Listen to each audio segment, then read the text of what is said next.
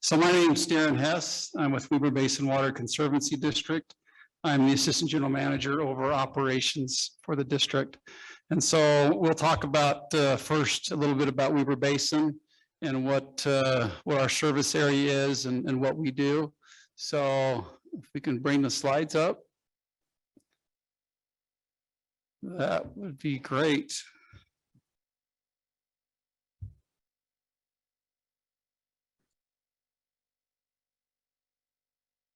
Okay, perfect. So next slide. That's just our opening slide there. So that's our Weber Basin service area there. We're in northern Utah, north of Salt Lake City. Davis, Weber, Summit, Morgan, and part of Box Elder County are the counties that we service. And those are our service boundaries. Next. Okay, and that essentially shows our boundaries there. It shows the watershed and the different reservoirs that we manage. I realize that's really small. Let's go ahead and hit the next slide, and we'll show kind of one more. We'll show different parameters or characteristics of our system. We have 5 different types of water that we deliver. So drinking water is one of our main priorities that we deliver. We also have secondary water or outdoor irrigation water, both on the retail and wholesale side. And then we also deliver replacement water, and that's water that we deliver on the Wasatch back. Systems that do not connect to a public water system are able to drill a well, and they're able to access water that way. And then we have ag water that we deliver as well, a large contingency of ag along the Wasatch front. Again, I mentioned 5 counties, 2,800 square miles, about 750,000 residents is who we serve water to. We have 7 dams that we manage, and we'll talk about each of those. We have 3 power plants where we generate power, and that helps offset the power costs for our customers with that power generation. So it makes it much cheaper for our customers. We have 4 water treatment plants that we own and operate, 500 plus miles of pipeline. And then we have the largest contiguous secondary system as far as we are aware in the nation there in that Weber, Davis County area. So a huge secondary water system where we utilize water directly out of the river and deliver it to our customers. That's kind of the way the original project was set up. It's largely unmetered, and but we have moved to meter that water forcefully in the last 10, 12 years. And we have about half of our system metered now, of our secondary system. It took a while for technology to catch up to be able to meter that water, but currently we are metering that and moving things forward that way. Next. We'll just talk about one more. Each one of our, just talks about each one of our reservoirs. I can't see that far away, but it's, yeah, there's Kazi. So Kazi Reservoir, I'm gonna have to look behind me. Next, these just shows, we'll just go through our different reservoirs. There's Pineview Dam. So we own the top half or the top, we own the top half or the top 60% of Pineview Reservoir is ours. Okay, next. That looks like Willard Bay. So yeah, so Willard Bay, that's our largest reservoir. It's the reservoir on the bottom end, off stream, and so that catches everything at the bottom of our system. It's great to have that facility to be able to catch everything that we need to. Okay, next. And Smith and Morehouse, 8,300 acre feet. That's on the north slope of the Uintas. Okay, next. Rockport Reservoir, so that'll hold 60,000 acre feet, and that's really close to us here. Okay, next. And that one's Lost Creek Reservoir, about 20,000 acre feet. Okay, next. And then East Canyon Reservoir and we own the top half of East Canyon Reservoir. So we built the dam. That's our only concrete arch dam that we have on the system. And so we own the top half of East Canyon Reservoir. Okay, next. So these are the water supplies that I talked about earlier. It shows our municipal or drinking water. We serve 60 cities and districts throughout our service area.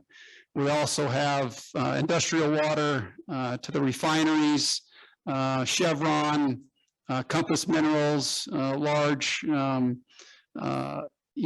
industrial, plants.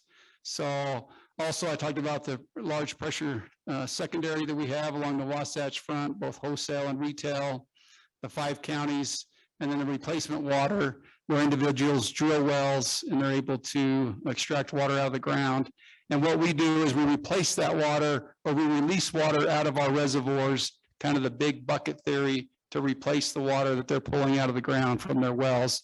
We release that water out of our reservoirs to compensate for that. That's why we call it replacement water.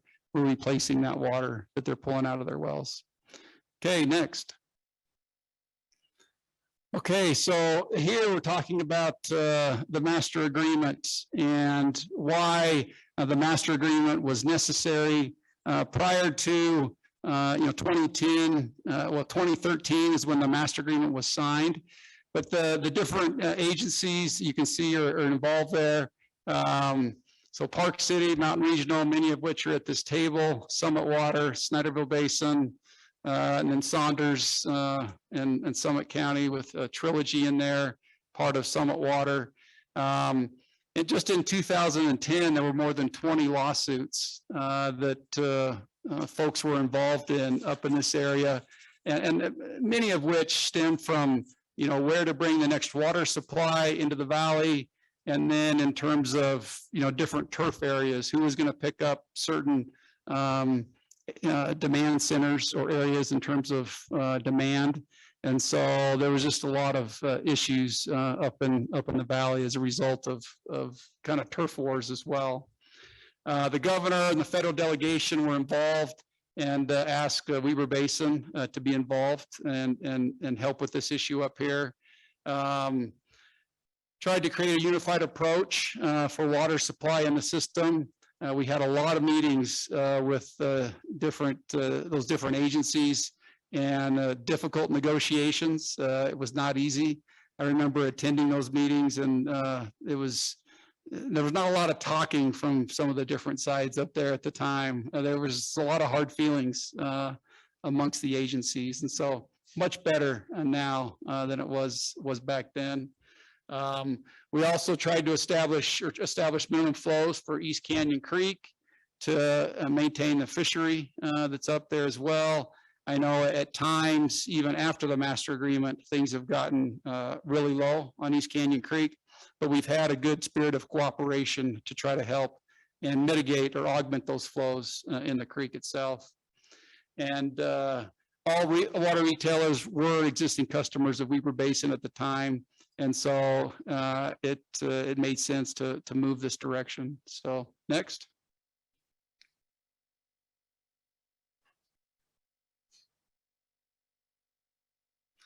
Okay. Also, we wanted to try to optimize the existing water resources that were up in the valley as well as best we possibly can. And that was part of the master agreement to be able to do that. Basically, any excess flows that we had, in the valley, we wanted to try to utilize those as best as we possibly could and share those. Also, as we optimize the water resources, it delayed the importation project, a large importation project, which is really beneficial for the residents up here to not have those significant costs. It also established Weber Basin as the sole importer for new water into the valley, so the different agencies didn't have to, argue and fight over where the next supply is going to come from. That would be Weber Basin that would make that decision moving forward. Also, annually, we have them submit what their supplies and demands are on their individual systems for 10 years. We have a running 10-year total, and they're obligated for 5 years to actually contract for that water. And so it obligates them to contract for the water that they put in there. We call it the Exhibit D, because that's what it's called in the master agreement. And the agencies submit that to us on a yearly basis. So, okay, next. So this is the diversion that we built just upstream of Rockport Reservoir. We built this in about 2007. And so the water that's delivered up in this area, the surface water that's delivered up here, is coming from this diversion just up above Rockport Reservoir. It's actually within, the flood elevation of Rockport Reservoir. So it's coming out of the reservoir itself. We deliver that to a pump station. You can see in the background there with the green roof, that pumps it to Mountain Regional's pump station, which is 4,000 horsepower. It's got its own substation. It uses so much power for Rocky Mountain Power. I'm sure they're thankful for that power use. And then we pump that up to the Signal Hill treatment plant, Mountain Regional's treatment plant at the top of Promontory. So this really augments the supplies. Both Mountain Regional and Park City have contracts from Weber Basin, and this is how we deliver water up into this area, the surface water that comes up here. So this is a very strategic point in terms of the delivery of water up into Schneiderville Basin, is this diversion here. So, okay, next. It was under construction right there. It looks a little different now. So this shows the pipeline coming from that facility there from the pump station, Mountain Regionals. This shows the pipeline that was built. And that's a 24-inch pipeline that goes all the way to the top of Promontory there to their Signal Hill treatment plant. So that's how water comes into the basin. And then from there, it's delivered to these individual agencies. Okay, next. So this is the optimization plan, or the interconnections that we have built in conjunction with the agencies here at the table. This has been a work in progress for the last probably 6-7 years or so that we've been building these. You can see there's the different interconnections, 1A, 1B, and 1C. 1A allows Mountain Regional to supply water to Summit, and you can see where that's located on the map there on the left side or west side there. 1B is located on Silver Summit Parkway, and that allows Summit Water to deliver water to Mountain Regional. And then 1C is located near Highway 248, Park City's Quinn's Junction treatment plant there off of US 40. And that allows Park City to be able to deliver water to Summit Water. And it just allows the water to be moved around as necessary, both in terms of actual water deliveries, and then also there in terms of an emergency. As different agencies have an emergency, we can fire those up, but they're there and in place, and we use them. We use 2 of them all the time right now. The 1B we really haven't used to date, but it's there in an emergency if necessary. But we use 1A and 1C. 1A has been working for the last probably 6-7 years, and 1C has been working the last 2 years. So that's really huge to be able to optimize and use the water resources appropriately within the basin. Okay, next. What did Weber Basin provide the parties? So we initially bonded for the initial expenditures for this system. We also covered the debt service for the first 7 years, both in interest and principal. We've also paid the D&W lease reservation fees. So as part of the master agreement, Summit Water owns 5,000 acre feet in East Canyon Reservoir, and that water was turned over to Weber Basin and is going to be used for future deliveries within Schneiderville Basin. So 5,000 acre feet in East Canyon Reservoir will be used for future deliveries here as necessary. Currently, as I mentioned, all the water is coming from the Rockport side, but in the future, it's possible it may come from East Canyon, or I'll talk about future projects that we'll look at building as well for that next large importation project. Also we're the federal nexus for BOR water supplies. So Weber Basin project is a bureau project, was built by the federal government. And, we're tied in with the feds on everything that we do. They own the dams, and we operate all the facilities, but they still maintain ownership of all the dams on the system, except for Smith and Morehouse. That's owned by Weber Basin and was built in conjunction with the state. Other than that, they are federal facilities. So, okay. Future projects. When will we build the next future project? Well, when all surplus in the basin is exhausted. Obviously, we have to start much sooner than that. We can't wait until those supplies are exhausted. To build a project of this magnitude, if we started today, you're probably looking at probably 7-8 years at least, I would guess, maybe even longer than that, with maybe some environmental issues. It is going to take a while to build that project. As I mentioned, the next importation project will be Weber Basin's decision as to which direction we go. And we've looked at all those different options extensively, but that will be Weber Basin's decision. We will size it incrementally as best as we possibly can. Obviously, some components of the project have to be built from the outset. Otherwise, you just can't deliver water. But we'll do our best to size that incrementally so that we're cognizant of the expenditures that are made from the agencies involved. The costs may require multiple initial recipients, and so we'll just have to see how that goes. But it's going to be a large dollar item to be able to build this project. So we're talking in the $80 to $100 million price tag for this large importation project. That's why we really are trying to get as much out of the existing water resources within the valley as we possibly can within the basin. So before we have to spend those kinds of funds. So, and again, we will base that decision on engineering that has been performed, and then how to optimize costs the best we possibly can for the customer agencies, for the customers in this valley, and for the agencies that retail all the water as well. Okay, next. So this talks about the Round Valley Reservoir project and scope. You can see there a large pipeline there in red coming from the Signal Hill treatment plant. You can see where that Round Valley Reservoir would be located west of I-40 there. You can see there's a large flow control structure there as well. It is very nicely suited for a small dam in that narrow neck there, and would be very well suited for a reservoir, as the engineers have looked at that.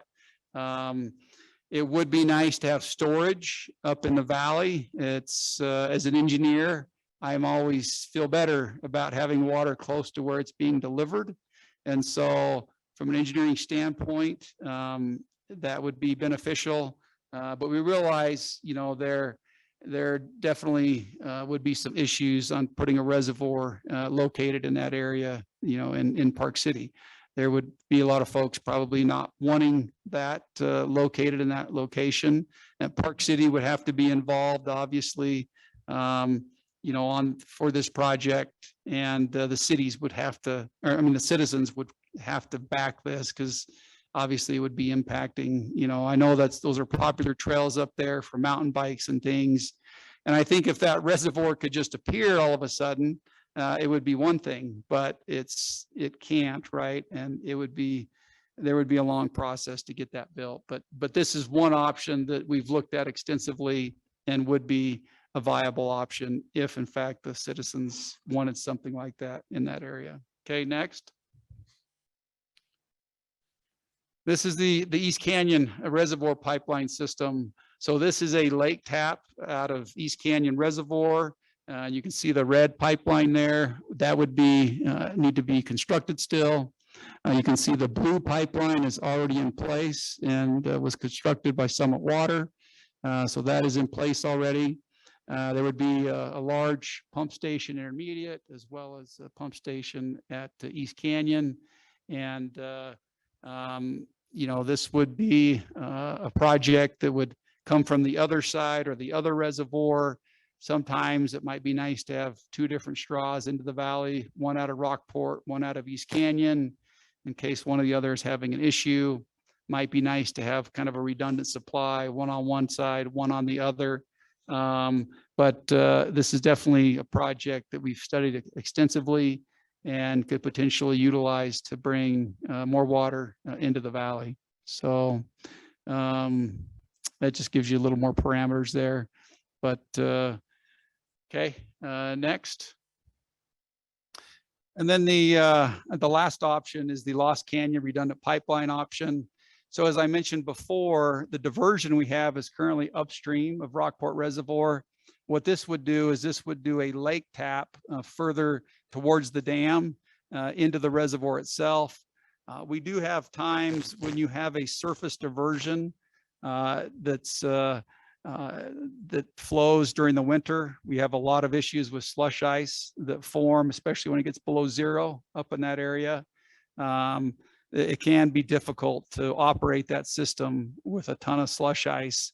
And we have a building over that facility, and we could sell a lot of snow cones out of that facility in the wintertime if anybody wanted them with the ice that we pull out of that river. And so this would put a lake tap into the reservoir itself, and it would be much more maintenance free, but you're talking huge costs to be able to do that. Bureau of Reclamation would be heavily involved because, you know, we're tapping the reservoir there. And so that comes with a lot of costs. You can see the pipeline that would need to be constructed that would basically mirror adjacent to the existing Lost Canyon pipeline and would come into the system. So and then it would tie into the system once it gets up into the basin. So this is another option that we've looked at extensively and definitely would be a good project as well. So, okay, next. Okay, so that basically summarizes the master agreement, the different options that we have for water coming into the basin.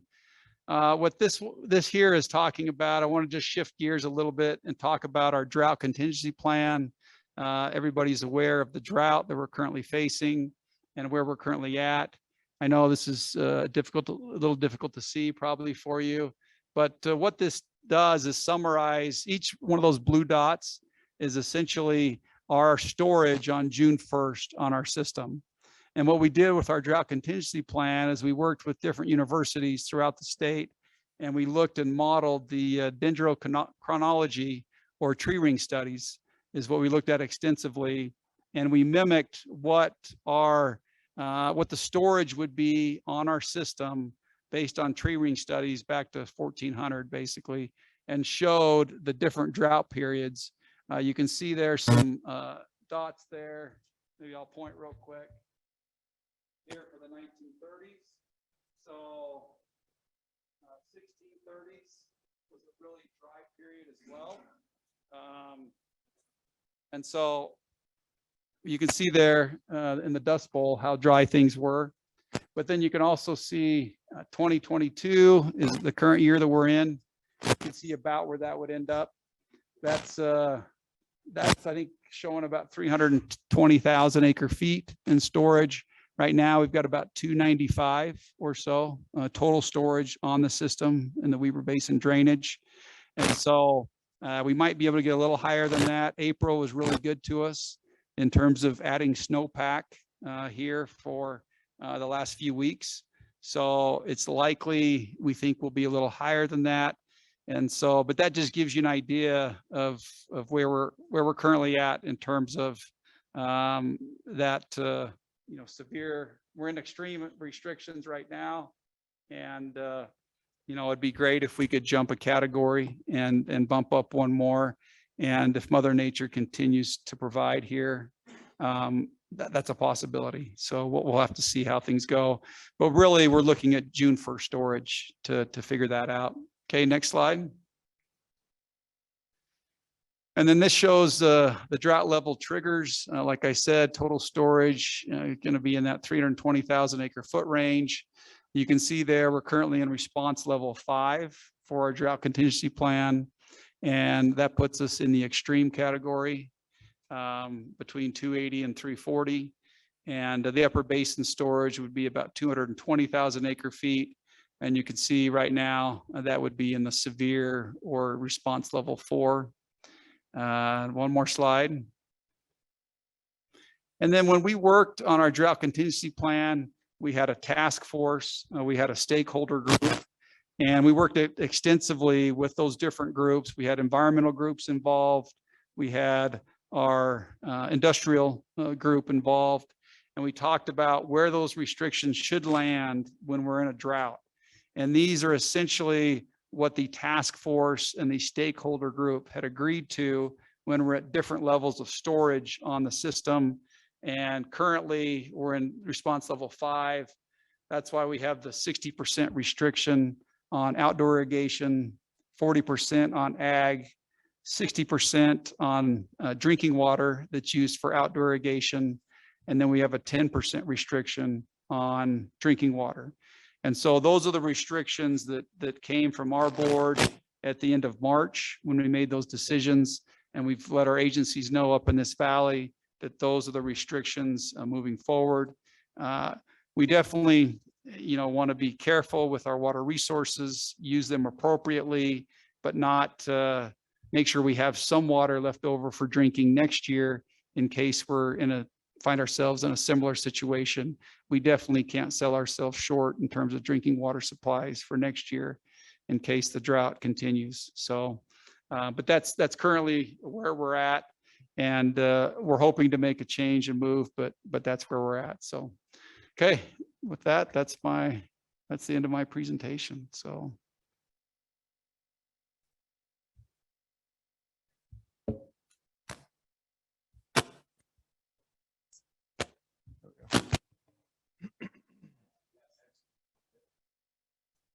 Oh, while he's pulling those up, my name's Clint McAfee. I'm the Public Utilities Director for Park City Municipal. So yeah, it's great to see everyone here. We've often referred to us as ourselves as the most complicated water system in the West. So I'm going to explain what that means in 5 minutes here. But while he's pulling that up, so our service area is generally the municipal boundaries. So, kind of bound by 248 and the ridge line, and then the White Barn on the north side. We provide water for, you can go to the next slide. We provide water for indoor, residential, and commercial use, irrigation for landscaping. We provide water for all of the golf courses in town. There's 2 of them, the municipal course and the country club. We are the primary source, the only source for Vail resorts for their snowmaking. We provide water to Deer Valley as well. Deer Valley also receives snowmaking water from JSSD, from the Provo River drainage. We ensure continuous flow to McLeod Creek, and we provide water downstream in the Silver Creek area for agricultural use. Next slide, please.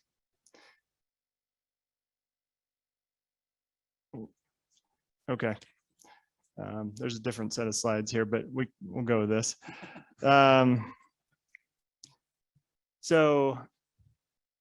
We have, when we look at our source capability, we have 8 total sources. So very diversified. We have wells, a spring, we tap water from 3 mine tunnels, and then the Rockport importation system that Darren just described. So if you add it all up, our wells are about 1/3 of our water supply. So we have 3 wells. They're all in the Park Meadows area. So if you think about it, we all kind of live and play above our water supply, and that's why water shed protection is so important. And if you look at the 3 mine tunnels, Judge Tunnel, Spiro Tunnel, and Ontario Drain, that makes up about half of Park City's water supply. And then a third comes from the Rockport Reservoir, that diversion Darren just described. So let's see what's next here. So the shot on the left, that is Quinn's water treatment plant. That treats water diverted from the Rockport Reservoir, pumps it over the hill, over promontory. We receive it here and we treat it for drinking water. That's a surface water source. That's a third of our water supply in Park City here right now. Again, when we say that, we're talking about how much water we can produce in the driest time of the year, which is typically August, when we have the highest demand. Everybody's water and we have golf course irrigation, stream flows are low. That's our reliable supply that we're most interested in. The picture on the right is the portal of the Spiro Tunnel. That is about another third of our water supply. So that we just rehabbed over the last 2 years, the first 400 feet of that tunnel. And we kind of redid the entrance, as you can see here, kind of highlighting the significance of the mining era. And my other slide presentation had a bunch, some more entertaining pictures, but I'll just talk through it. I mean, it's it's just, we kind of tap into our mining history when we're building Three Kings water treatment plant, which is currently under construction. I think that's the next slide. You can go next slide. Nope. But that, so we are building Three Kings water treatment plant over on the golf course that will receive water from Spiro Tunnel, Judge Tunnel, and Theriot Springs. So unlike Rockport water that's, got cow poop in it and whatever runs off from the highway, we're not concerned about that with the tunnels. What we're concerned about is metals. So, zinc, cadmium, thallium, antimony, arsenic, lead, pretty much everything. And we are building a state-of-the-art water treatment facility that will remove nearly 100% of all those contaminants. And it'll be a very reliable supply for Park City. So what's up on the screen now is our historical and projected water demand, kind of with the backdrop of our source water capability. So the bottom blue jagged line is historical, and so the blue line is what we treat and put into the distribution system, and then the red line is that added with our golf course irrigation and stream flow obligations added on top of that. So a couple things to point out here. One, so each data point here represents what the highest demand we experienced in 24-hour period in the year. So we call that our peak day demand, call it July 4th. It's not always July 4th, but it's pretty close to there, right around the first part of July. And so one thing to note is the last year, 2021, was, I think, the second or third lowest year in the 22 data points we have up here. So demand is dropping both on an annual basis and a peak day basis. The other thing I'll point out is you can see that red line goes into the vacant white space up there. So on paper, Park City was out of water before 2012. So that's what led to building Rockport and getting it online, and it was kind of just in time. And that top band, that light blue line, is the supply that we receive from Rockport Reservoir. And then kind of projecting forward, again, speaking just for Park City, the sources we have are projected to meet demands well into the future. And that's with a fairly conservative growth rate. As you can see, the trend is really pointing down in demand, historical demand. And we've got it pointing up, and we're still able to meet it. The green kind of peak on the very top, that represents the surplus water that Park City is selling Weber Basin under the master agreement, and then Weber Basin then leases it to Summit Water to use in the basin, and we pump it through the interconnects that Darren talked about. So we treat it right here at Quinn's, and then it's kind of pumped right around this hospital and out into the basin right above Round Valley. There's a tank that sits right above Round Valley. Next. So there's the Three Kings water treatment plant, as I mentioned. This is a $75 million facility, just the building itself. Doesn't include all the piping and, you know, the other projects that we had to complete this. But yeah, we're scheduled to start this up as early as late this year and begin making drinking water next year. And again, this will treat water draining from the Judge Tunnel, Spiro Tunnel, and Theriot Spring to remove metals, and it'll be it'll be the most reliable source we have in Park City, both from a water quality and a source water standpoint. Next. All right.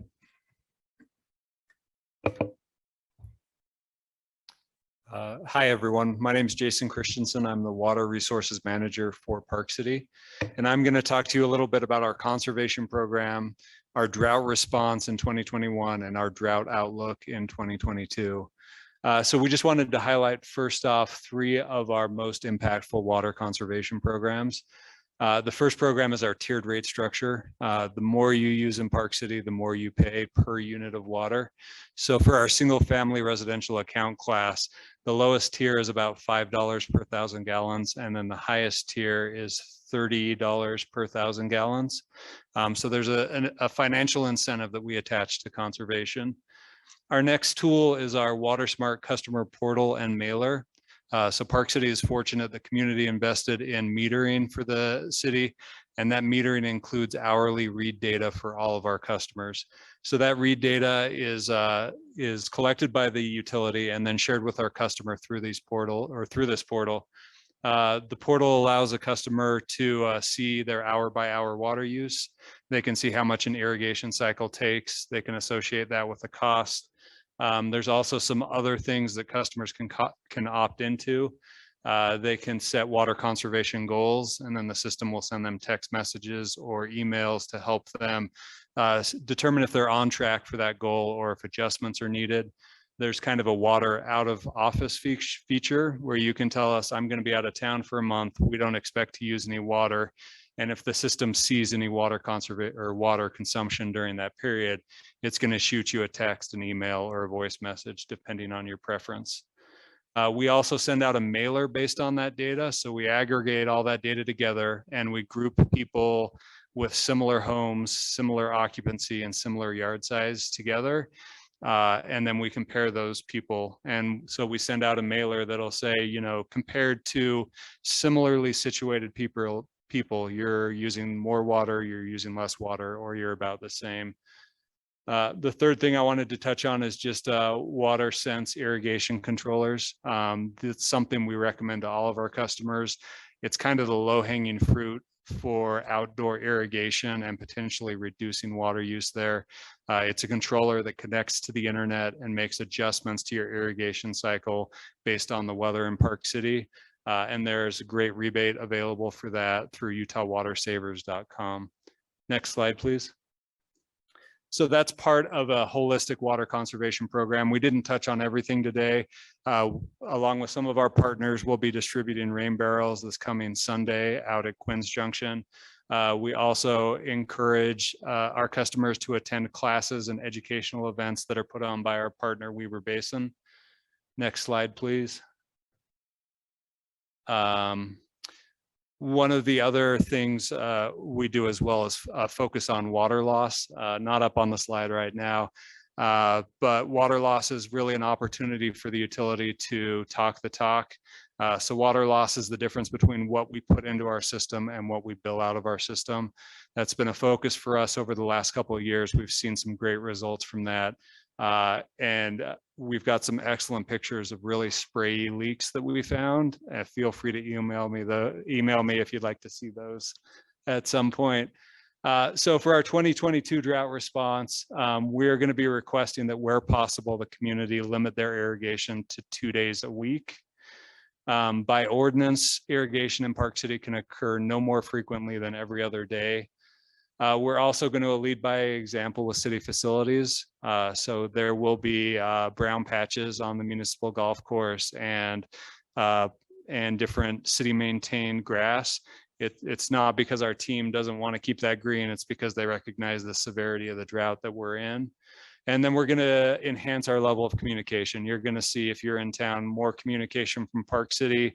That'll occur on social media, that'll occur in billing inserts, that'll occur in those home water reports that we talked about earlier. Next slide. So just a little performance information, 2021 drought. Park City also has a drought ordinance that's based on the ratio of demand to available supply. Our messaging in 2022 is going to be very similar to the messaging that occurred in 2021. Based on that messaging, as Clint mentioned, we saw a meaningful reduction in our peak day demand. The highest ratio we saw was 70%. Higher ratios trigger mandatory reductions in outdoor irrigation up to and including no outdoor irrigation allowed. Next slide. These are just some of the performance metrics, some of the response that we saw. We saw meaningful reduction both on city irrigated property from the community with any billed irrigation accounts. And we're just, I guess, proud of the response from last year, and we hope that that continues into 2022. Next slide. Thank you. Thank you.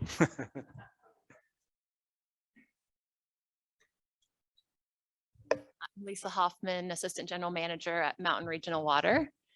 And while we bring up those slides, we have a new general manager. It just started last week, I guess. He has 1 week under his belt, Andy Garland. Some of you may recognize him. He spent some time at Summit Water. So we're happy to have him on board. And Andy's going to jump in and help me as I walk through these slides.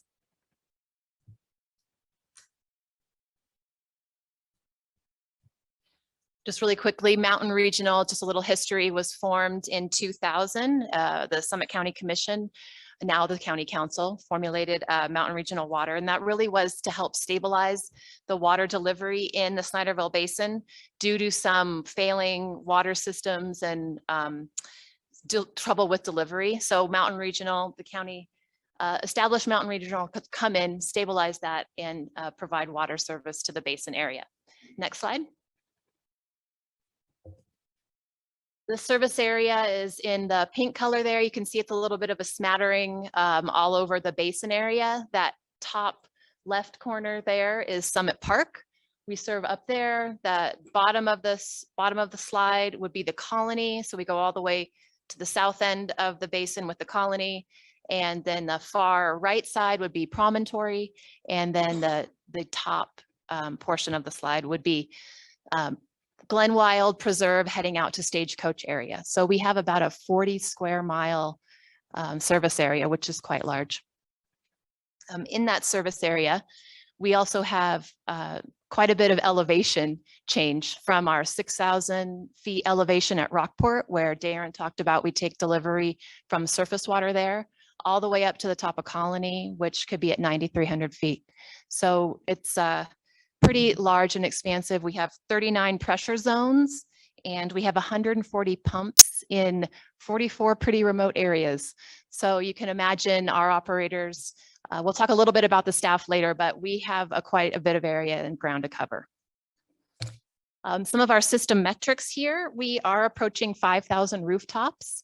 So we have about 1,450 standby customers, and a standby customer is a customer who is ready to be connected but is not using water yet. So they may be in the process of building, or it may be a future development coming on. But we about 1,450 there.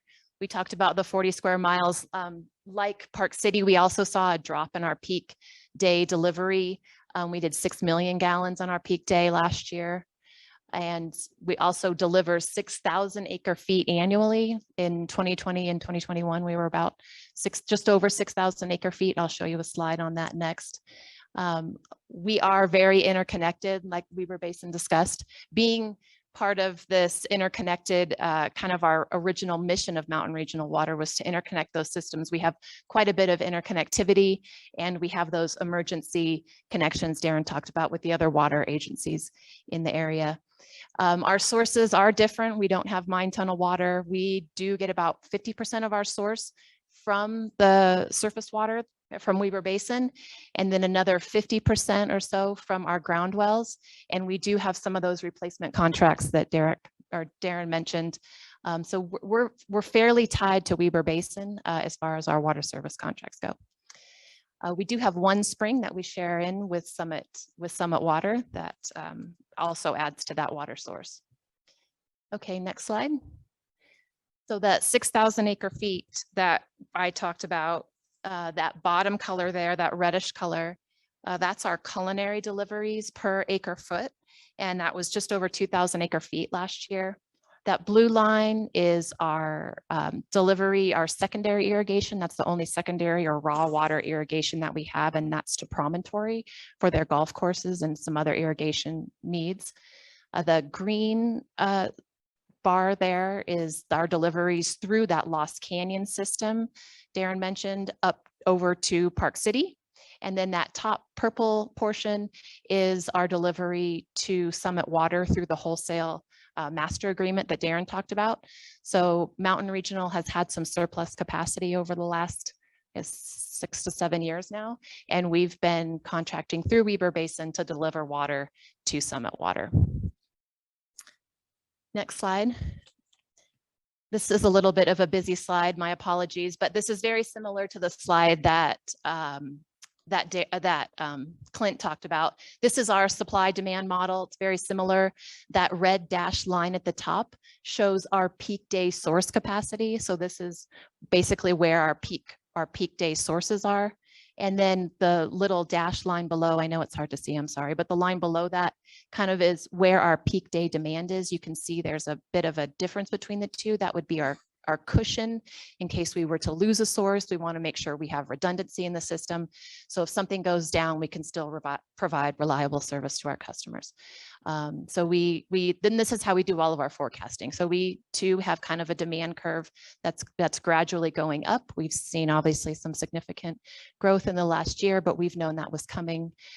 So we continue to update those forecasts and projections going forward. If you were looking at when that next capital project might happen, we're kind of looking at where that green line might intersect with that yellow and gray line. And right now that's out at about 2040. So we have enough source capacity in the projects that we currently have in the works to develop to help meet the demands of our customers. Next slide. Some of the capital facility plans we have, we're currently discussing is the potential expansion of our Signal Hill treatment plant, that treatment plant at the top of Promontory, where we boost up from Lost Canyon and that Rockport side. It's currently at 3 MGD with the potential to go to 6 MGD. We're evaluating that right now with our engineering partner, Jacobs. We're also potentially looking at some more groundwater development or new well in the Basin area. And we're currently working on internally several pump station upgrades to help move the water around the district. Next slide. Just a quick, who is Mountain Regional? Who are we? We're a pretty small staff. We have 28 people, but we do have a combined experience of over 250 years in the water industry. We have a licensed civil engineer, a licensed surveyor. We have a licensed contractor. I'm a certified public accountant.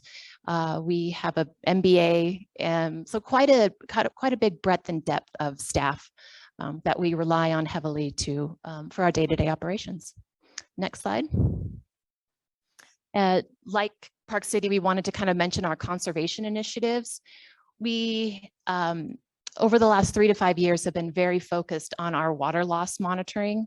And there's kind of two pieces to that. We have one that is our district water loss, what Jason spoke to a little bit. Where in our system are we not being efficient? Where are we getting some loss? And so we have been able to, with technology and really mapping out our tank sources and looking at our tank sources coming in and where the demand is going out through our smart meters, really identify where we're getting lost in the system. And right now we're sitting at about 14 to 17% water loss. And our goal is to reduce that to 10% by 2026. It's a pretty lofty goal. We've been working really hard. Like I said, we found some really, we had some really big gains in the last 2 years. So we're going to continue to work there. The second part of that, and Jason spoke to this, is our metering system. We've undergone a 5-year change out of our meters. So we've gone to these smart meters that give you down readings down to 15-minute increments. So on a 24-hour basis, that updates and you're able to see and compare your daily usage, your weekly usage, year-over-year usage. It also provides a leak alert, very similar technology to what Jason already talked about. And all of our customers are metered. The second one, like Park City, conservation rates have been instituted at Mountain Regional for some time now. The more you use, the more you're going to pay.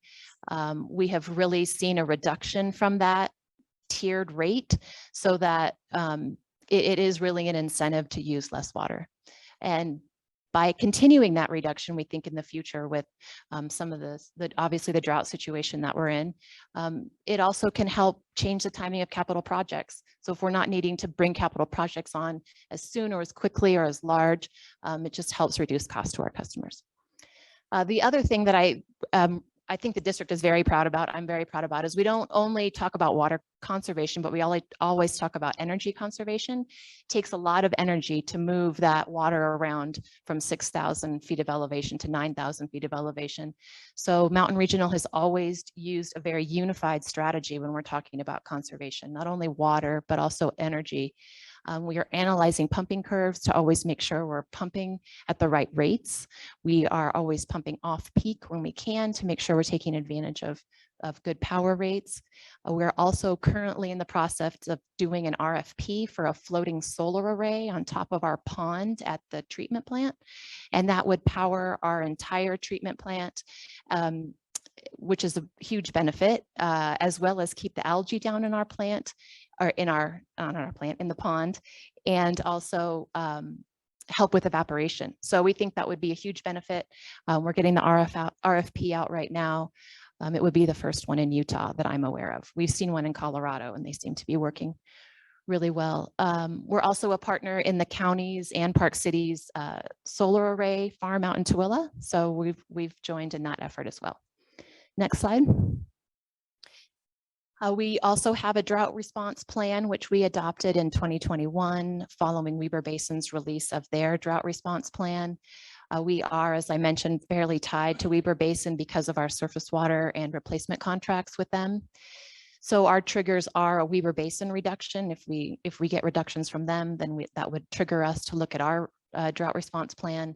We could also have unsustainable groundwater recharge. If we're not seeing our groundwater sources recharging, then that could also trigger it, or a declared state of emergency in the basin area.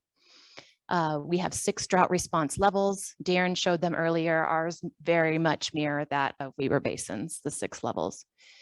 Last year, as part of our budget cycle, we also, in anticipation of potentially having restrictions this year due to the persisting drought, we adopted a drought reserve fund of $800,000.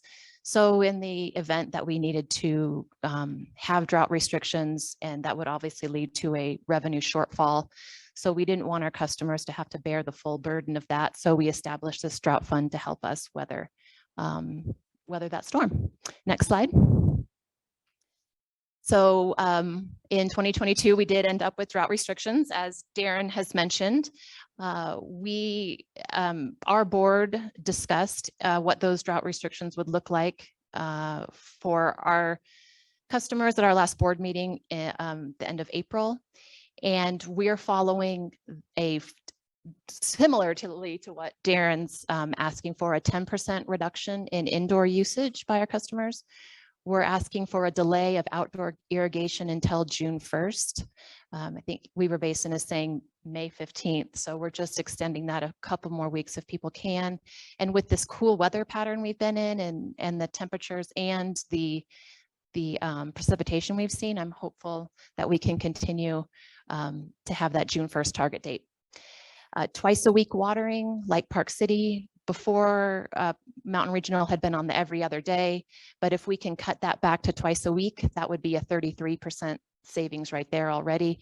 So really twice a week would be the optimal conservation message that we're having right now. And really, we also wanted to shorten that window of when you're irrigating. So making sure that you're irrigating between 10 p.m. and 6 a.m. when you can get the most absorption of that water into your landscaping. A lot of times people ask us, what does the watering look like? So Weber Basin has put out some information on, 20-minute for a pop-up spray, 40-minute for a rotary spray, and 60-minute for a drip line. Next slide. And then I just had a few resources here. These slides will be available later. Our website has great resources on information on conservation tips, indoor and outdoor. Slowtheflow.org, you may have seen there's lots of media and press around that. Water.utah.gov is a great site for continued resources on water in the state. Utah Water Savers has all the rebates Jason mentioned for those smart controllers. There are toilet rebates. There's a Flip Your Strip program that Weber Basin participates in, so quite a lot of information there.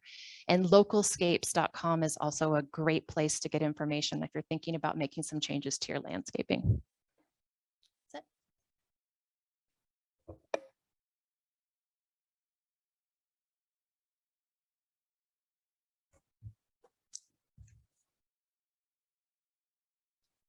We're ready. So I'm Mike Folkman. I'm the Assistant General Manager at Summer Water. This is Del Cheney. He's our General Manager. And whenever you're ready.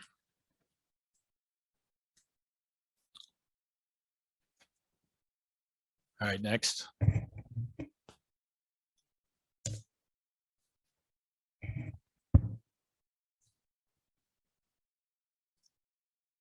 Maybe.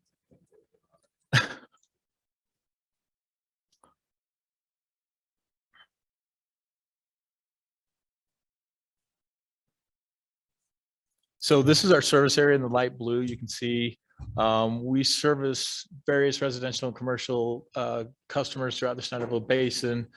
Our service area ranges from Jeremy Ranch at the top to Quinn's Junction Film Studio, bottom right, and the Canyon Ski Resort on the left.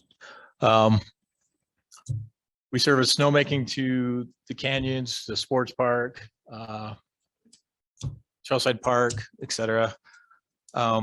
For as far as our water sources, we get our water from 9 wells in the spring, as well as, oh, next slide, sorry. We get our water from 9 wells in a spring that we share with Mountain Regional. And we also purchase 1,150 acre feet from Weber Basin. This water gives us a combined total of 5,400 gallons per minute, available for peak day demand. Next. As far as our future water is all coming from Weber Basin. As you can kind of see, I can't remember the colors, but the yellow is our demand, the greens are supply, and the blue is just growth. But as you can see, our demand's kind of always ahead of our, or always a little bit behind our.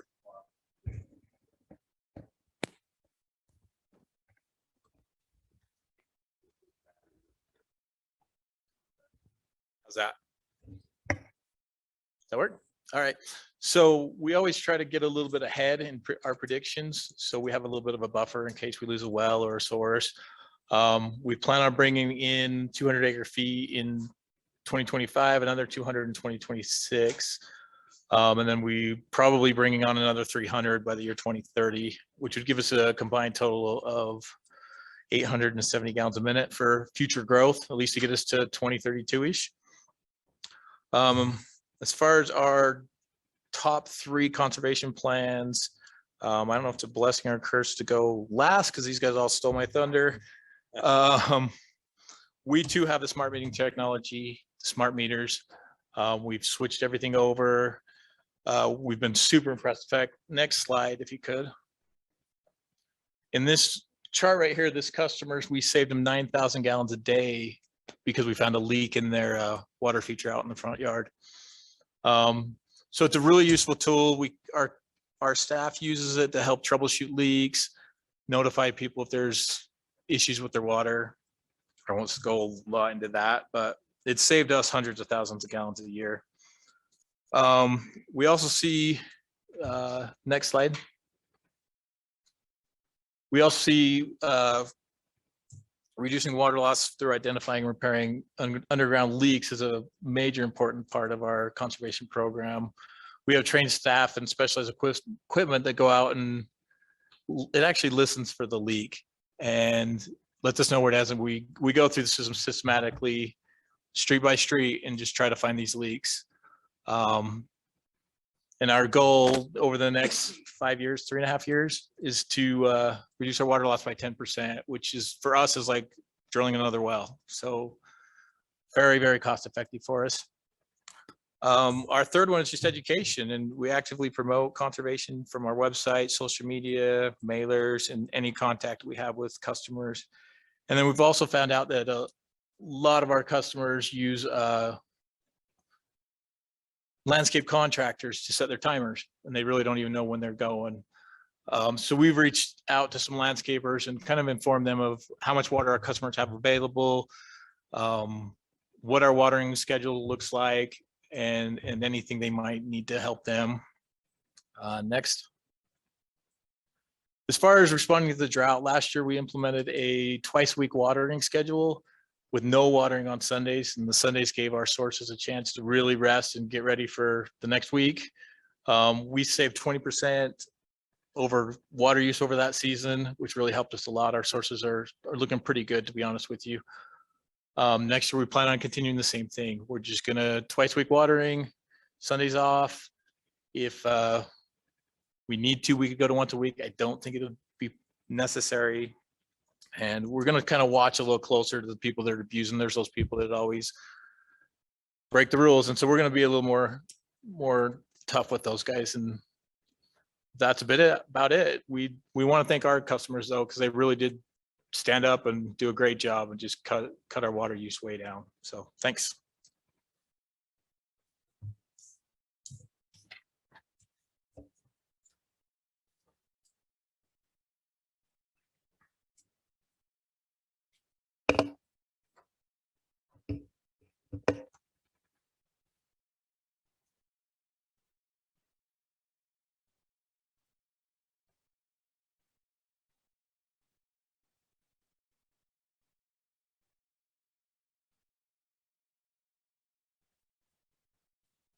Good evening. Good evening. My name is Mike Lewers. I'm the general manager of the Water Reclamation District.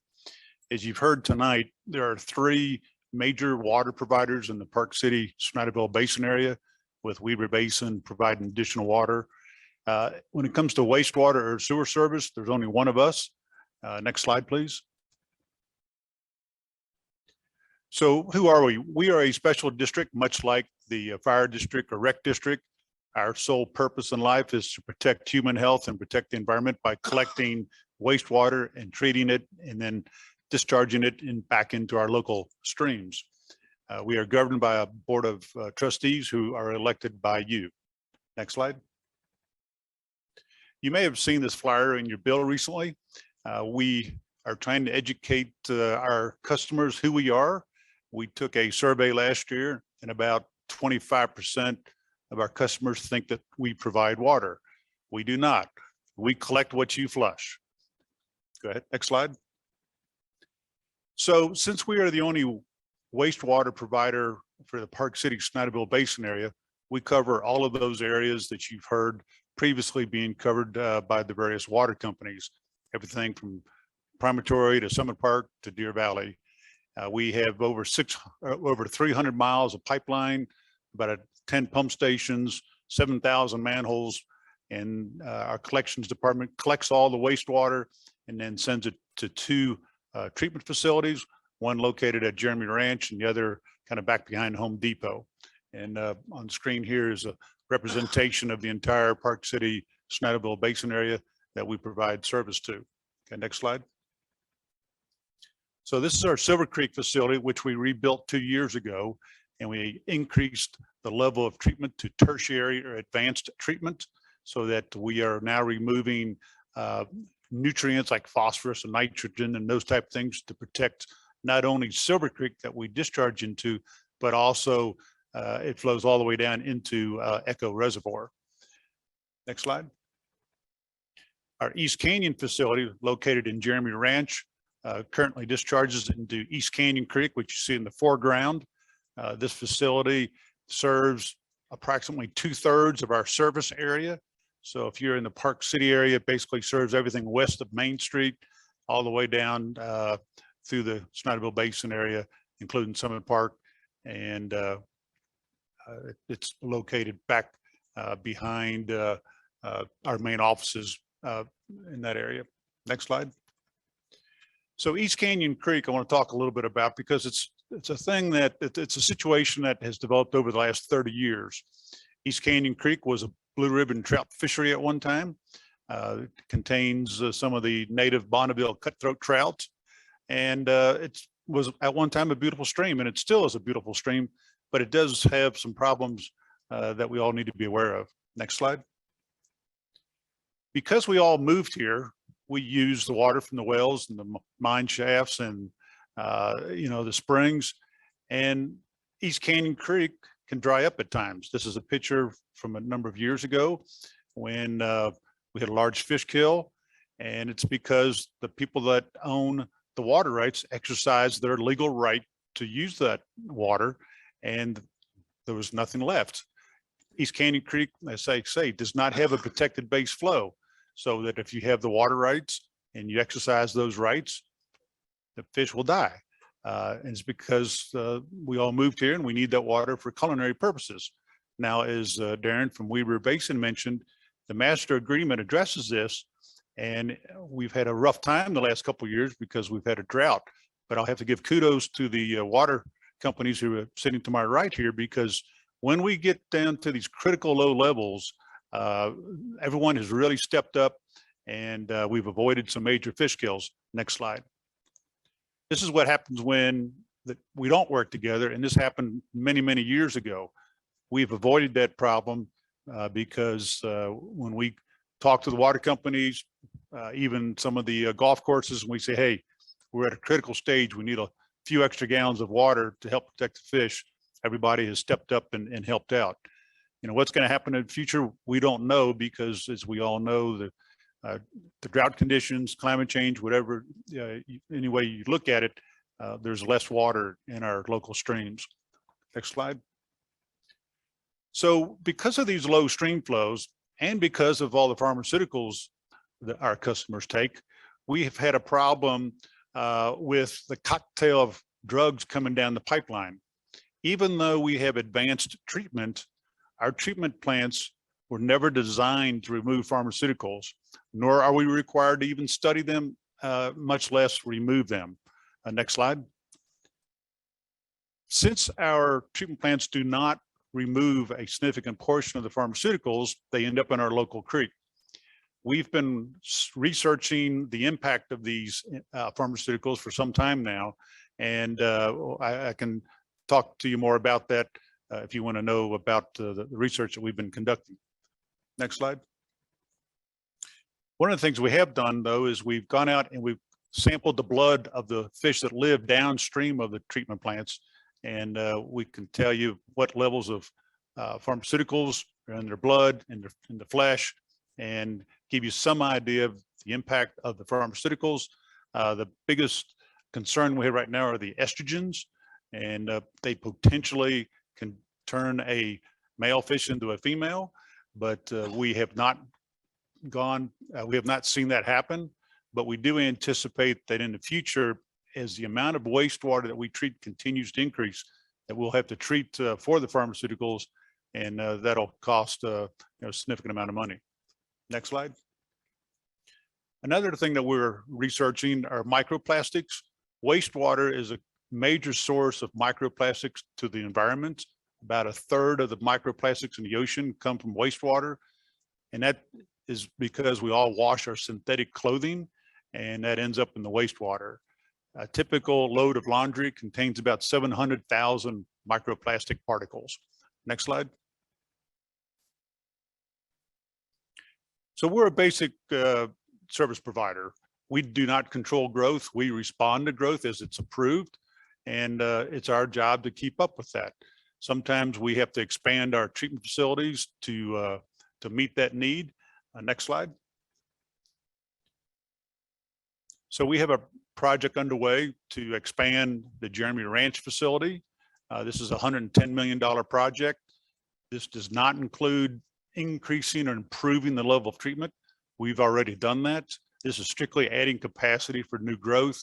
And the good news is that that will be paid for by the developers and not by current customers. But these types of projects are very expensive. Takes us about 6 years. We're into it about 2 years right now, and it will be under construction next spring. Next slide. Let's talk about reuse, water reuse. So water reuse is when you take treated wastewater like we produce and you use it for irrigation, snowmaking, or even potentially drinking water. In the state of Utah, we do not have any legal right to use the water that we treat. That legal right is held by the water company that has the appropriate water rights, and they hold that right until we are through treating it and it is released back into the environment. So we frequently get questions as to, hey guys, why don't you use your treated wastewater to make snow, irrigation for golf courses and all? And the bottom line is that that's not up to us to decide that. That's up to the water companies to decide that.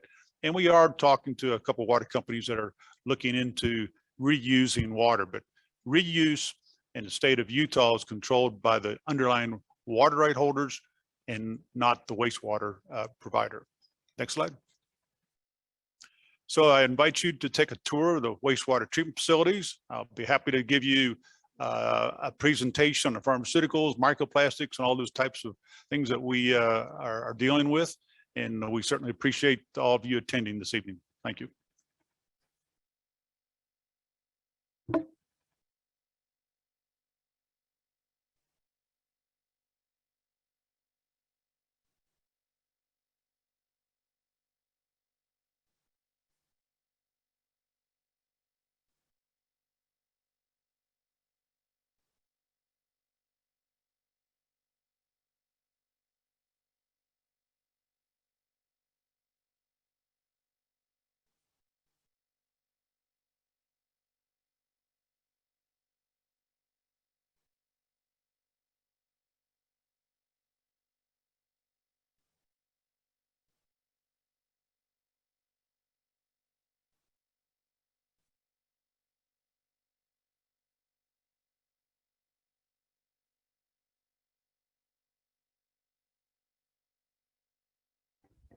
Okay, as if that one wasn't awkward enough, this one gets really awkward. So I'll start over. So we are operating on a hybrid model. We will be alternating back and forth between questions online being monitored by Gretchen and the questions of those in the room here. If you are online and you have a question, we ask that you use the Q&A function so that we can take those questions. I will read the question to the group and then assign that to the appropriate water agency. If you're in person, I ask that when you come to the microphone, you state your name and address, if you have a specific question, address it to that water company. If it's a general question, I will take the question and then assign it as appropriate. And lastly, I ask that you be courteous at the microphone. There are a lot of people that are attending both online and in person.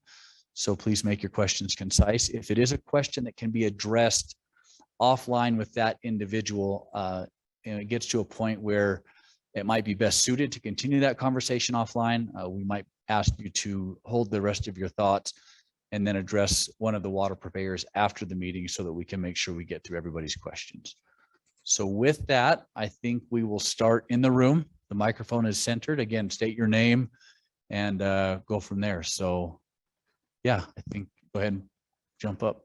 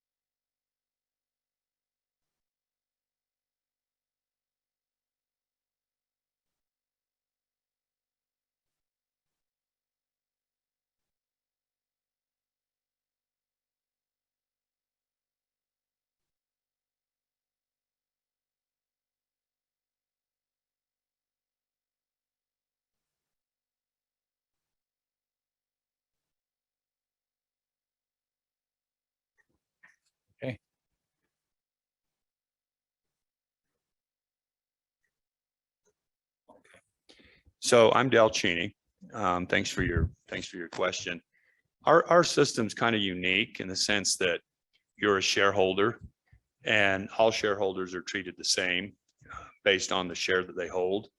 So you're allowed so much water per your share, whether it's a half acre, 3/4, full acre, whatever it is.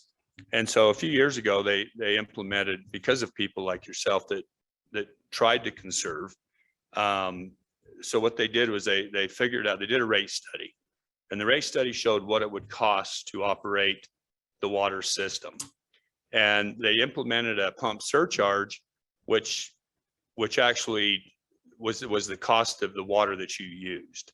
So people that conserve seen a break in their costs.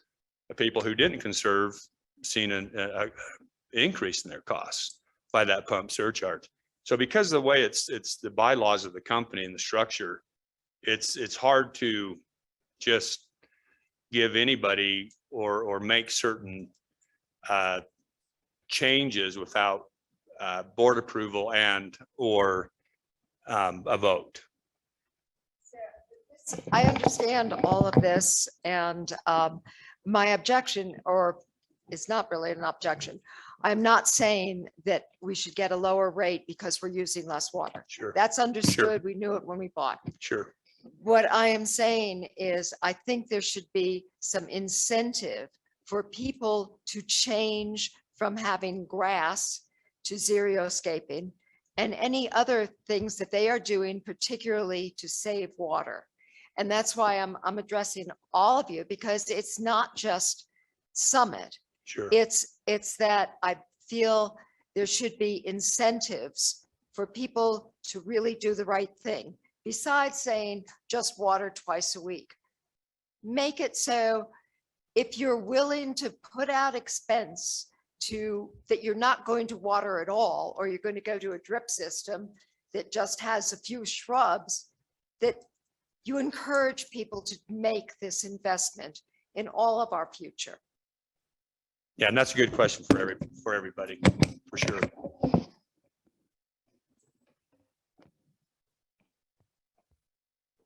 Okay, while Brian works on the microphone here, we do have a question from the online chat. And it comes from Bill, and it says, is the basin concerned about the low level of Echo Reservoir, seeing that the basin gets a bunch of its water from that area? Darren, do you want to take that one? I'm having issues with my mic. Oh, it's on? Okay.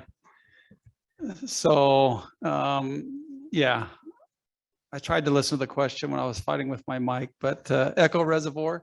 So, the basin really does not get water from Echo Reservoir. It's really Rockport Reservoir is where the water is coming from. That's where the diversion is, just upstream. So Echo Reservoir is a reservoir. It's the earliest on the system, built essentially in the 1930s. It predated the Weber Basin project. And so essentially that's a Weber River water users facility. It's mainly for ag use because that's what it was built for originally. Weber Basin does own shares in Weber River water users. And so we own about 6,000 shares in that company. And then we have another 5,000 acre feet that we own in Echo. But again, that's the early water right holders have that reservoir. It's a rarity when that reservoir does not fill. We did not fill it last year. Because they have the early water right. This year, it's going to be nip and tuck, whether it fills or not. We think it will. But if that reservoir does not fill, then Weber Basin essentially does not store any water on the system because we are the junior water right holder on the system. And so Rockport, is secondary in terms of water right. Well, third, Provo River water users actually owns the second water right on the system. And then Weber Basin would be third after that. So, that's the way water rights work, first in time, first in right. And Weber Basin was not first in time. And so, yes. And so we operate those reservoirs in conjunction with each other, both Rockport and Echo. And so we do have water in Rockport Reservoir because Weber Basin has carryover storage from last year. Also, we recently purchased water from the Provo side, water that would normally go over the Weber Provo diversion. Weber Basin purchased water from central Utah. That's up to 19,000 acre feet now that we've purchased from that side that holds water on the Weber side. It's the first agreement of its kind that we've been able to work with all the entities on the Provo side and get water to stay on this side. And so none too soon in terms of the drought. We've been working on that the last year and have been fortunate to have water companies work with us and help us out in that regard. And so now we are paying a lot of money for that water that we're keeping on the Weber side. It's extremely expensive, but we feel like it's in the best interest of the Weber side to keep that water. So. Okay, thank you. All right, let's jump into the group here. Please remember to state your name. Go ahead. Yep.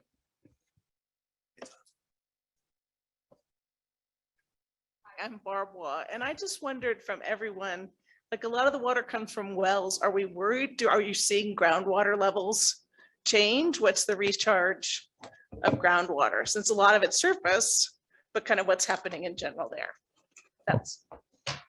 So I've been asked to restate the question for those that are on Zoom. So no, I'll because I'm not sure which microphones are working and which ones aren't. So the question, the essence of the question was, are we concerned about potential water levels dropping in water sources in Schneiderville Basin? And what does the history tell us about that? So I don't know, do we want to, Clint, are you okay to take that one to start and maybe pass it to Mountain Regional?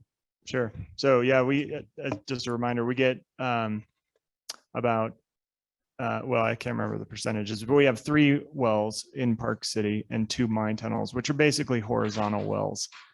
And we are not seeing any reductions in groundwater. And we just did a source water protection, or sorry, groundwater protection plan update. And we had our hydrogeologists kind of, look at the aquifer for that exact, I'm like, is there some water level that we can't see? And all of a sudden it's just going to run out and it's too late.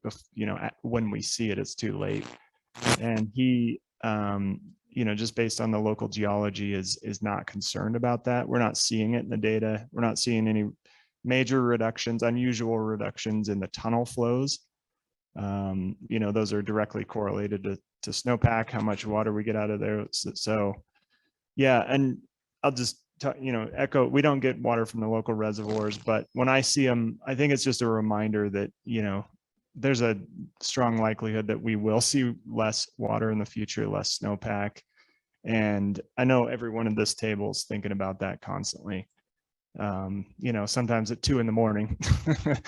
on August, a hot summer night or something is usually when it happens. But no, I mean, constantly we're thinking about it. And I think we're always looking at ways to, conserve water, decrease demand, decrease landscaping, decrease the amount of leaks we're seeing in our system. So while we're not directly connected to Echo or any of the major reservoirs you see, we drive by them and it's a constant reminder that, we need to keep up with our demand reduction programs as snowpack can potentially and likely decreases over time.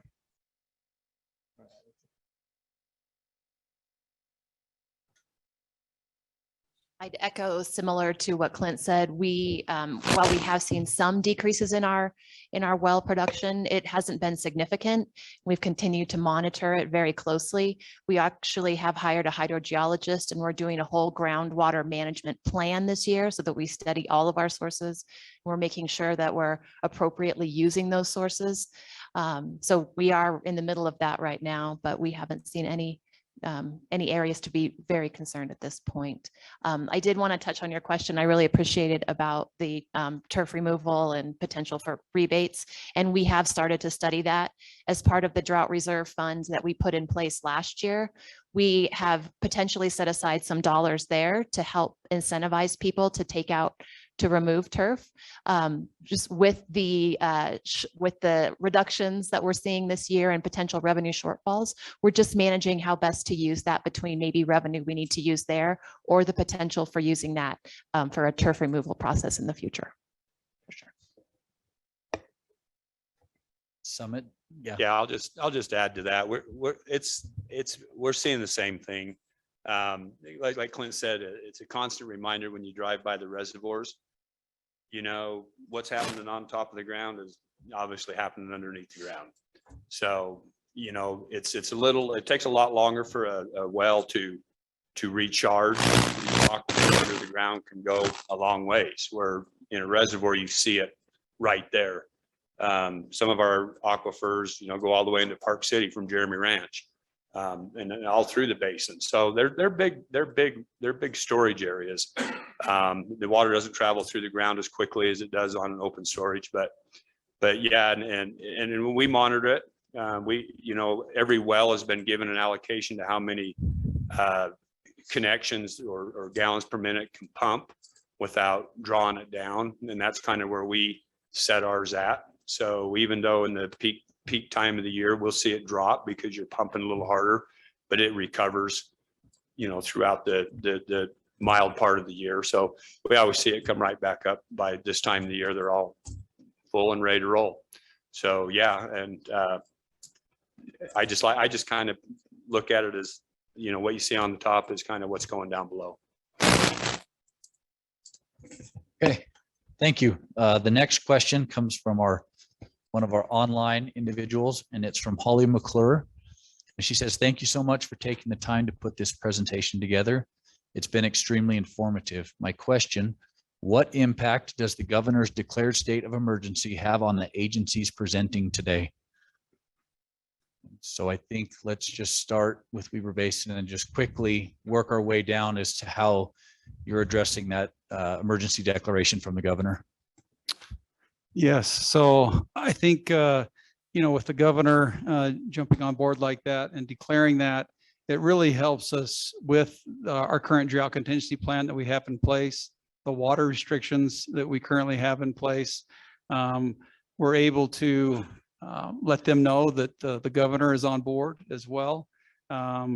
We can't necessarily blame the governor, you know, for the issues that we're currently facing, but he can help with us have part of the blame, you know, that, hey, we are in a drought. We need to make sure that we're using this water resource properly. And the restrictions that we're seeing Weber Basin implement are the most serious we've ever implemented for the water district. Back in '77, I think was the last time we had restrictions more than a 20% restriction. That was a 40% restriction for water use from the Weber River. So a 60% is extremely significant. We wanted to ensure that, you know, we didn't get more restrictive throughout the season. We wanted to start out aggressive and then if possible, relinquish those restrictions. It's so much difficult to go the other direction. So we wanted to ensure that that was the case. And so we felt like that would be the worst case scenario. And then again, we monitor these you know, snowpack, soil moistures are at, current weather conditions on a daily basis, and then we will adjust those restrictions as necessary.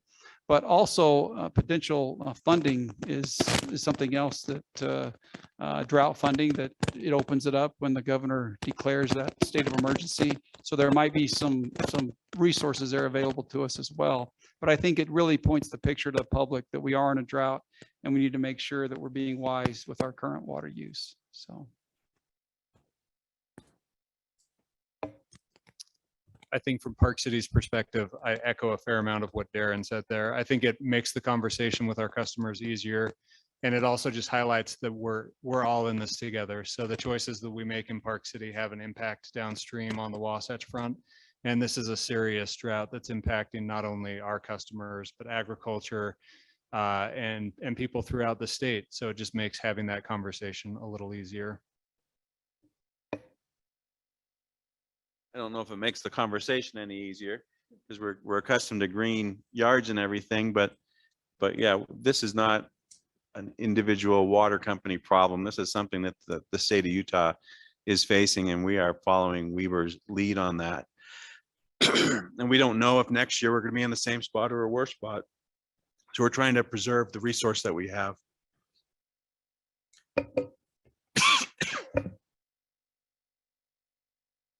Echo the same thing everyone else said. I would also just add, I appreciate the governor's attention to drawing attention to conservation efforts in the state. I also point out this was a very heavy bill in the legislative session for water bills. There were 20 to 30 water bills that were, and the governor was out at the Jordanelle signing. So it's definitely caught the attention of the legislative body, and hopefully we can help. And we are getting movement, I think, with secondary metering, the need for county facilities to have some oversight in their general plan on how they're using water. So I think all those policies just help drive the message that we're trying to promote here at the local agencies. Yeah, I just echo all of that. We're on the same page. So, you know, all the way into California, everybody in the West is experiencing this. It's not just us, but we're in this together. So we all need to take the governor's lead and conserve everywhere we can. Mike, does Schneiderville Basin Water Reclamation have a role in the governor's declaration, or how might that impact the services that you provide or the services you provide to the environment? As you well know, we are not a water provider, but we do treat water that can be reused. And I think you will see more reuse projects throughout the state of Utah in the very near future. There are 2 projects underway to put a pilot project in place for direct reuse, meaning highly treated wastewater is treated and then treated again and put directly into the drinking water supply system. You will see those types of projects in the future. So wastewater has not historically been used to the level that it can be used to help deal with drought situations. Great. Are there other questions inside the room here? Yeah, in the back. Get her quick one, and we're running out of time. My name is Susan Cordone, and I did have a question for Mike, actually. You talked about how the pharmaceuticals are getting into the water, and that was pretty devastating to hear. And I'm just wondering if there's public outreach that you all are doing or education. I presume there is, but you know, what can the rest of the water agencies in the room potentially do to help that idea too? There's one very important item that the citizens can help out with, and that is do not flush your unused medications. Just this past Saturday, Recycle Utah in cooperation with Park City, Summit County, us and others held a household hazardous waste collection day. And the sheriff's office was there to legally take back unused drugs, and buckets and buckets and buckets of pills were turned in, and that's a good thing. One thing you need to understand though, when it comes to the pharmaceuticals and wastewater, about 90% of it, maybe as high as 95% of it is coming from urine and not people that are flushing pills. Okay. That's a different story then, Yeah. isn't it? Okay, thank you very much. Okay, we do have another question online, which I think we'll cut it off at this point for online questions. The question is, are the water districts working with local landscape developers to promote Xeriscape? So let's go backwards this time and start with Summit, and then we'll work to the other end. Yeah, we are in a way. Like I said, we reached out to the landscapers and kind of informed them of how much water was available, what our restrictions were, and we advise, we recommend, like our customers own a certain amount of water, so we really can't force it, but we definitely encourage it.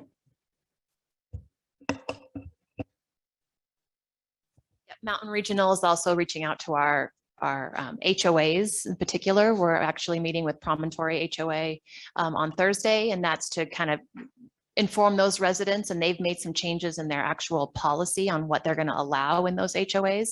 So I think it's continuing to have conversations about what is being required by HOAs in their park strips in their areas.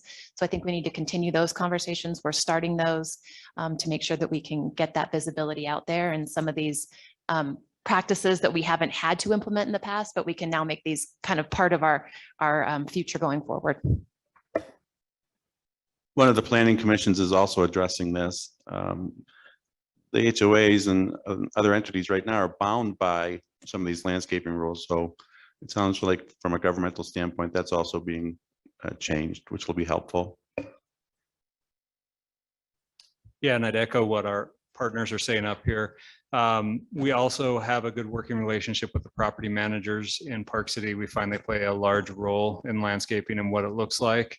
And then the Park City Planning Commission recently had a work session on water-wise landscaping and what the community would like to see there. And I believe there'll be some outreach to the Park City community in the near future about what the community desires to see there.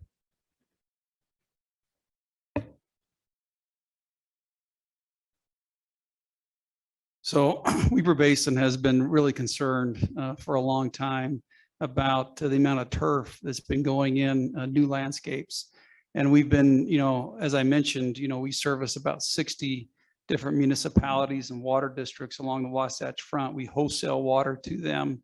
And so we've been trying to educate and work with our cities for quite a while to ensure that we make changes to current water ordinances that cities have in place. And it's been difficult, 3-4 years ago to get cities to open up those ordinances and make changes to them because, frankly, they're concerned whether the public wants to do that, whether the attorneys, really want to open that up and take that on in terms of redrafting. But the last 2 years with the drought that we've been involved in, we have gotten a lot of movement on that front. And with the Flip Your Strip program, we've been using pressure from the public, and we're only allowing cities or residents we're only reimbursing them if they flip their strip, if their city is willing to incorporate ordinances that will change future landscapes to require no more than 35% turf in the landscape.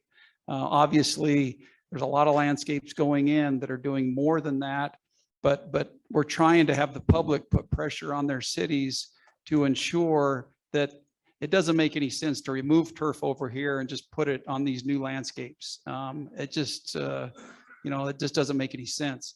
And so we have to stop the bleeding on the new landscape side to ensure that we don't have tons of turf going in there because, that's the future. So we have to stop that. And it's so much cheaper to be able to do it, when they're putting in a landscape than for, others of us to change our landscapes. It's terribly expensive to make changes to your existing landscape. I know we've got, a lot of folks interested in Flip Your Strip, but again, we're asking them to put pressure on their cities. And then the cities, we've been beating that door down for the last 6-7 years, but it's really the last couple of years. John's been to so many city council, planning commission meetings, making changes to all these ordinances moving forward. And that's really what we need to have happen. And to minimize, I don't want to get in trouble with Chanshire Farms and those folks, because, they're not happy with some of the things that we are doing, because I know that does impact. We're not saying no turf. We're just saying minimize the amount of turf going in because Utah can't sustain these kinds of landscapes. Our water supply can't sustain these types of landscapes going in. So we have to stop the bleeding on that edge. And that's just one, of many conservation projects that Weber Basin is involved in. But that's one that we've been getting movement and it's been very successful because we have to stop the amount of turf going in on these new landscapes. So. Okay, are there any other questions, Chris?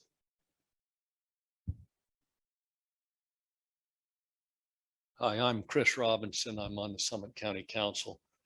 And the council has been alluded, has been reviewing a landscape ordinance for the Schneiderville Basin. And I think one area that might be really helpful is to get more input from you all in crafting that to make, because, and even the enforcement of it, what I see in many jurisdictions, maybe outside the state, where the water providers are the gatekeepers of making sure that when they sign a new connection, that there is some review of the landscape plan and that there are some enforcement. And so I'm not formally asking, I'm informally asking, and as we want to try to do something fairly quick, but I may be reaching out or asking that others reach out to you to try to help us come up with a simple, practical, and effective landscape ordinance for the basin. I assume that you'd be willing to help. That's the question. Great. Thanks, Chris. Okay, last call. We have time for one more. We'll go with another Chris, pair of Chris's. Chris Cherniak, civil environmental engineer. For Mike Lures and the idea of reusing advanced treated wastewater. It's such a known technology used in so many states around the country. It has to be implemented here. But is there a zero-sum game at play too, with, in the sense that when you take a gallon of water and you reuse it in some form to recharge an aquifer or send it to a golf course, are you taking a gallon of water away from those trout in East Canyon Creek? And is there a balance that has to be met there too? To answer your question, Chris, there is. With reuse, you take it out of the creek one time. If you do not reuse it, you take it out every single time you need a gallon of water. If you follow my thought here. So reuse water can be used over and over and over again. Whereas if you do not have reuse water and the water is coming out of a creek, every drop of water that is needed comes out of the creek continuously. Right. Okay, thanks. Okay, with that, I think we'll call it a night on this water symposium. I'd like again to a round of applause for our water companies here. And also a thank you to Emma and Gretchen from Park City for getting this up and running, and to Brian Craven from Summit County. A round of applause for them as well, as they were the